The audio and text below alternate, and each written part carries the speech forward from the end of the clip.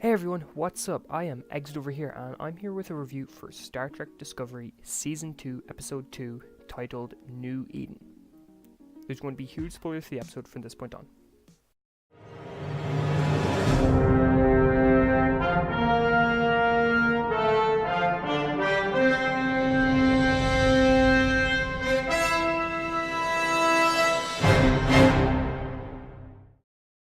So one of Star Trek's biggest plots, or stories I guess, from the last 50 years is to have a crew of a starship discover or run into a settlement of humans on a planet crazily far away from anything else, and have the humans be from a couple of hundred years ago. It was done all the time in the original Star Trek, it was done a bunch in Star Trek The Next Generation, and it was even done a lot in Star Trek Voyager, so it's not surprising to see Discovery follow one of those plots here. What is surprising about it is that this episode may actually be the best use of the plot in Star Trek history. The shows have always used humans from some weird time periods like the mid-1900s or the 1800s or whatever. Discovery did something different though by having the humans be from the year 2053 during World War III. This is also the first canon reference to a definitive year that the war took place in. Up until now, we've only known that it was mid-21st century and had ended before 2063, so it's really nice to finally have a specific time frame. And World War III is also something constantly referenced in Star Trek since the original series. Since the first season of the original series, it's been referenced all the time. So it's something these previous two episodes have done really well, is to reference things from the original series that we've either not had confirmation about or just given us canon info that we've only vaguely wondered about up until this point. So, the humans on the planet were saved by the Red Angels and taken to this place which they dubbed New Eden.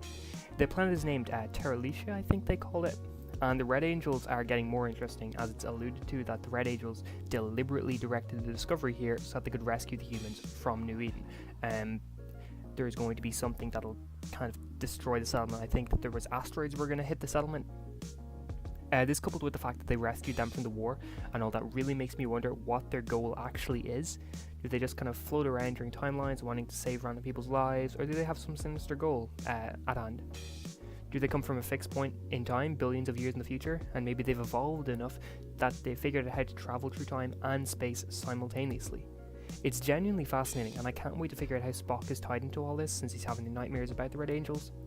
The mystery of the season is so much more focused and interesting thus far rather than the Klingon War or the Mirror Universe plot from last season. Speaking of Spock, we found out that he's not missing at all and that he's in fact in a psychiatric facility on Starbase 5.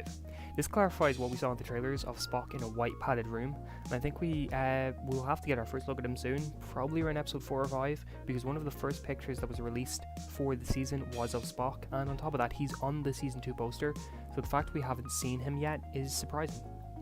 The character of Jacob is our main protagonist or view of New Eden. He's a guy who's descended from scientists and he's never truly believed that Earth was destroyed in World War III, so he spent the last while activating a distress call to find out if anybody is out there or listening. At first he seemed like your average episodic dick, someone you're not really supposed to care about, but in classic Trek form, the show did a great job of making you care about his character. By the end of the episode, I found myself really hoping and wishing that we see him and the people of New Eden at some point again, especially since Jacob is now fully aware that Earth still exists and that it's the center of Starfleet. It could create some very interesting stories or dialogues with a man of time or with a man out of time returning home. On top of that, the show has given us our first serious look at the Prime Directive since Star Trek Voyager, with Pike, Burnham and Oishikun arguing amongst themselves to decide whether New Eden is protected by General Order 1 or not. The order states that any pre-warp civilization mustn't be directly interacted with by anyone from Starfleet, and since the inhabitants from New Eden were taken from Earth just 10 years before warp travel was even created on Earth, that makes them included in this rule. The episode did it so well too, as I found myself agreeing with both sides of the argument. I wanted the people of New Eden to know Earth was okay and that they could return if they wanted to, but I also understood that they needed to get to that point on their own and without outside help. The side plot of the episode, however, involved Tilly getting injured and seeing a ghost of someone she used to know. It's not clarified on if her friend truly is a ghost or not, but I thought that this plot was incredibly underwhelming and boring compared to the main one. Anytime we were on this story, I just wanted to return to the New Eden story, and in my opinion, this plot kind of brought the episode down as a whole. Unfortunately, with how it ended kind of ambiguously, I have a feeling we'll be returning to this pretty soon, probably within the next few episodes. The episode continued the pattern of last week, with us getting to see more of the characters we failed to see much of last season, as Joan Awashkan joined the away team, and we learned a little more about her and her life. I'm liking this a lot, and I really hope we get to the point where we know the characters well enough that the show starts to feel more like an ensemble show, where we can see all of these characters better rather than focus just being on Michael a lot of the time. Anyway, this episode was another huge win in my opinion. I'm going to keep this review kind of short because it's late enough as it is. I should have this review out by already, so I'm saying.